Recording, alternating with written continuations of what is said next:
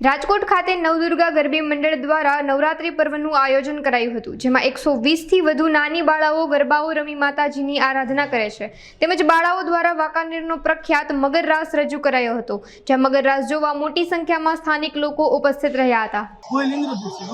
આપણે શિવદ્રષ્ટિ પાલન કરીએ છીએ. ગરબીમાં મા નવદુર્ગા ગરબી મંડળ છે. 6 વર્ષથી આપણે 105 બાળાઓ છે. 5 વર્ષથી લઈને 12 વર્ષ સુધી બાળાને રમાડીએ છીએ. આપણે મોગલમાનો રાસ કરીએ છીએ, સંતોષીમાનો આરતી કરીએ છીએ અને અલગ અલગ આપણે ભારતીય ગરબા ઉપર રમાડીએ છીએ સાંસ્કૃતિક.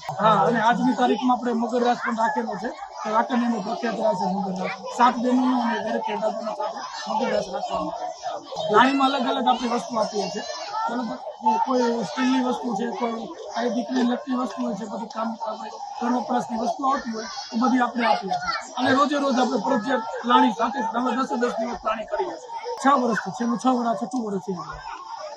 આપણે 7 સહકારમાં 5-6 દીકરીઓ નાની છે અને મને અને મારા ઘરના મારા પત્ની છે, એ મને સાથે અને સહકાર આપે. બધાને હું જ કહેવા માંગુ છું કે આપણે જે કાંઈ અત્યારે ગરબાને બધું રમે છે એ વસ્તુ સાચી છે, ખોટી છે હું નથી કહેવા માંગતો, પણ એ વસ્તુ છે અત્યારે જે આપણે ધાર્મિક ગરબા ઉપર આપણે રાસ અને ગરબા રમીએ છીએ તો દીકરીને આવનારની પેઢીને કાંઈક એમાં નવું જાણવા મળે અને એને ખ્યાલ આવે કે આપણા સંસ્કાર શું છે, આપણા માતાજી શું છે.